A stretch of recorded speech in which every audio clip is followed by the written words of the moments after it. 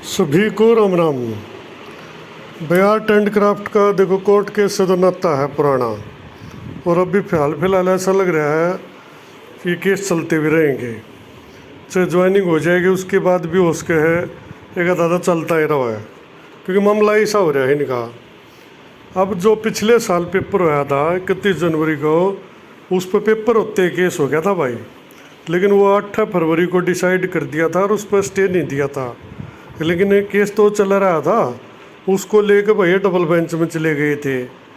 अब उसका double bench का LPA नंबर है 263। इसमें 5 मार्च को सुनवाई हुई, 8 मार्च को, और उसके बाद इसमें सीधा अब 18 मार्च को ऑर्डर अपलोड हुआ है।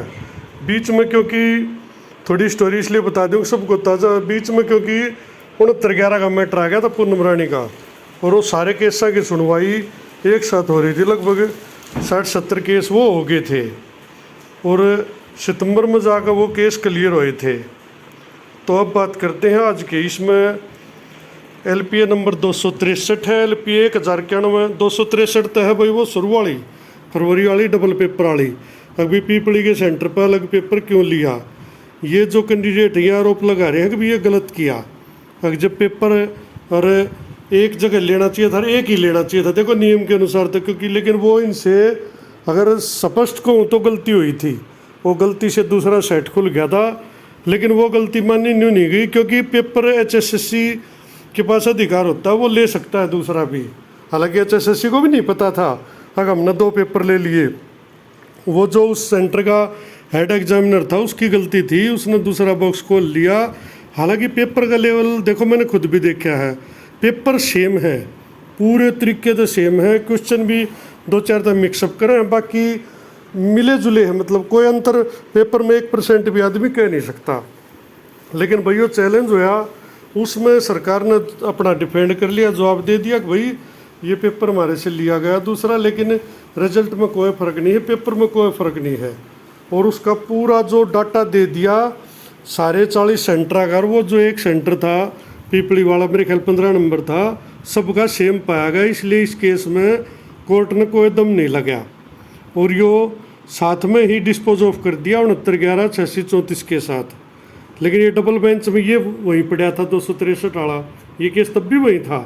अब क्या हुआ, LPA 1091 में लागी, 1091 में लागी भाई 8634 पर, जो कि पूनम रानी के वे केस नहीं थे 69/11, सारे जो 70 केस थे सबको लेकर चला गया 1091 LPA में भाई। और 1090 लग रही है कि एक LPA 1248। हालांकि इसमें एक PTI का केस भी जुड़ा हुआ है, उसके बारे में अलग से के बनाऊंगा। वो भी इसका है OMR स्क्रैच का केस सभी, कुछ इसमें भी OMR स्क्रैच के हैं केस। तो सारे वो है, मतलब कुल मिलाकर वो 69/11 वाला बंडल डबल बेंच में आ गया है भाई। अब इसमें मेन केस हो गया Tejendra Kumar and others versus Haryana staff selection commission and others. इसमें जो है ना सारी चीज़ें वही हैं जो 69/11 में थी, बट डबल पेपर क्यों लिया, और जितने आरोप उसमें थे भाई ये कट ऑफ के बाद के क्यों लिए, ये 45 साढ़े पास कैसे दिखाए, इस एटसेट्रा, मतलब कुल मिलाकर सारे मैटर यहाँ पर आ गए हैं। और अब इसमें कल जो है ना थोड़ी सी हलचल हुई है। इसमें एक तो कमल गोयल जी ने CM लगाई है 1335, और इसी में नोटिस है रविंद्र मलिक है भाई 1091 में, रविंद्र ही पटिशनर है, जो सीकरी है शायद वो है। और सज्जन सिंह है LPA, सज्जन सिंगला LPA 62 में, दलजीत कौर LPA 1248 में, SS पन्नू है DAG, राजन चावला एडवोकेट कॉरेस्पोंडेंट नंबर 1। क्योंकि इसमें 1-2 केस में HSSC भी गया है डबल बेंच में भाई, पिटिशनर के खिलाफ। एक राजेश कुमार है उसके खिलाफ गई हैं, 3-4 के खिलाफ गई हैं, वो अलग से बात करेंगे, वो बड़ा मैटर है। अच्छा, Alka Chatrath advocate and Daljeet Kaur advocate forest पर, ये उसमें रेस्पोंडेंट है जिसमें HSSC पिटिशनर है, उसमें अलका चतरथ जी अपने जो रेस्पोंडेंट है उनकी तरफ से आई है। LPA 1090 है वो भाई। और सुनील कुमार ने advocate for the respondent in LPA 1056। तो इसमें जो है ना notice in the application be issued for 29/8, यानी 29 अगस्त के लिए इसमें नोटिस इशू हो गया भाई। ये वे सारी LPA नंबर लिख दी है।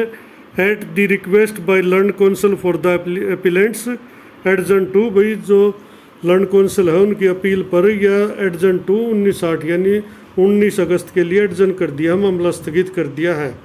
A copy of this order be placed to the on the connected files, mister Ramachandran Rao, जज RHS मैदान।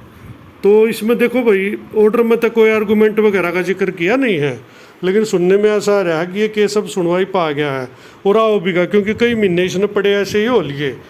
अब तक तो इसमें कुछ बीच में कोरोना वरोना कांड तारीख इधर उधर हो गई थी, बीच में एक दो बार सुनवाई नहीं हो पाई, फिर बीच में एक दो केस और जुड़ता रहा। लेकिन अब इसमें कल से ये बात सामने आ रही है भाई, फाइनल आर्गूमेंट पर केस यो आ गया है। हालांकि देखो, कोर्ट का मामला है, कुछ भी हो सके, लेकिन मुझे नहीं लगता इसमें कुछ हो पाएगा। मेरा अपना पर्सनल विचार है, इसमें बहस की आवश्यकता नहीं, लेकिन मैं ये मानता हूँ इस केस में कुछ नहीं हो पाएगा, क्योंकि जो तथ्य है ना वो सारे इनके खिलाफ हैं। अगर वो डबल पेपर वाला मैटर है, हालांकि गलती हुई थी ये मैं मानता हूँ और सरकार भी मानती है, मुख्यमंत्री जी नहीं मानना था विधानसभा में, अगर वो हमसे गलती हुई थी, लेकिन वो भाई सरकार ने ढक दी थी वो गलती, और वो ढकी नहीं हो गई क्योंकि तथ्य उसके पक्ष में थे, क्योंकि कोई भी बदलाव नहीं था।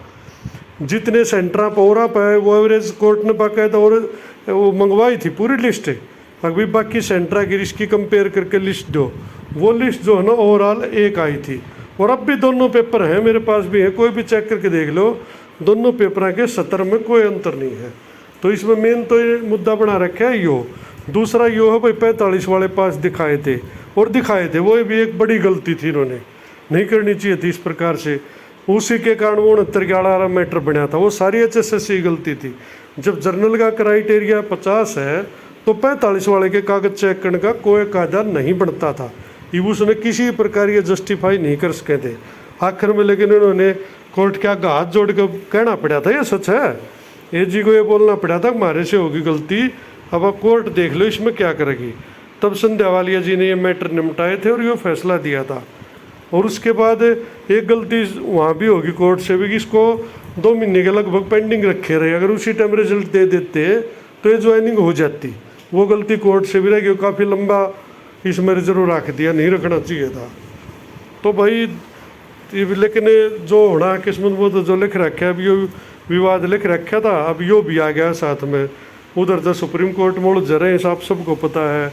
पर चलो हो सकता है भाई आप जो ज्वाइनिंग होती हो ये सारे मामले निमट के होती हो, कम से कम अब जो ज्वाइन करेगा वो किसी हर एक प्रकार के झगड़े से दूर होगा, क्योंकि डबल बेंच में भी अगर ये मामला खारिज हो जाता है तो सुप्रीम कोर्ट में तो इसके ठहरने का फिर कोई चांस है ही नहीं, मुझे नहीं लगता। और डबल बेंच में देखो मेरा पर्सनल विचार यो है, ये इनके खिलाफ जाएगा।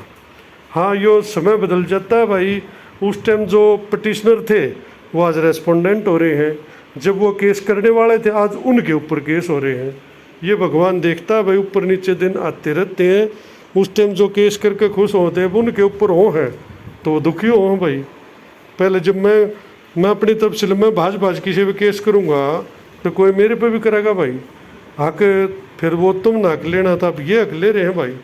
बाकी इनके बीच में पिछ हो रहे हैं जिनकी कोई गलती नहीं थी, ना तो 2010 में थी ना 2021-22 में है। तो भाई देखो इसमें ऑर्डर में तो ऐसा कुछ लिखा नहीं है कि आर्गूमेंट पा गया नहीं आ गया, लेकिन नोटिस ज़रूर इशू हुआ है। और इसके पिछले ऑर्डर की अगर बात करें तो इस केस में ये तो 5/3 को ऑर्डर आया था भाई।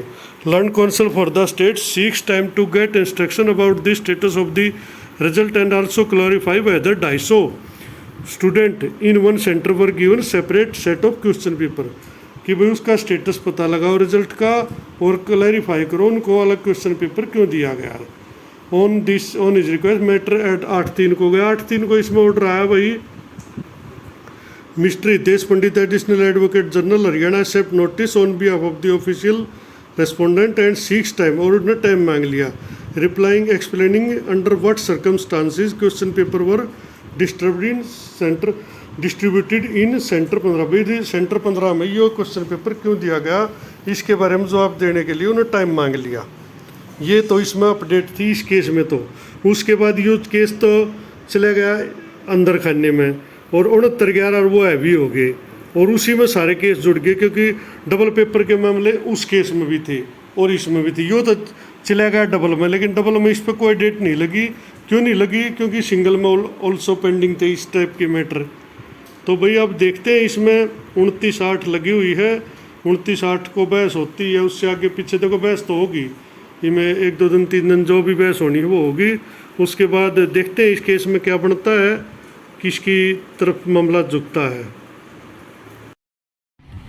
अगर मेरी बात पसंद आई हो तो वीडियो को लाइक करें और चैनल को सब्सक्राइब जरूर करो, ताकि आने वाली वीडियो का नोटिफिकेशन आपको समय पर मिल सके। धन्यवाद।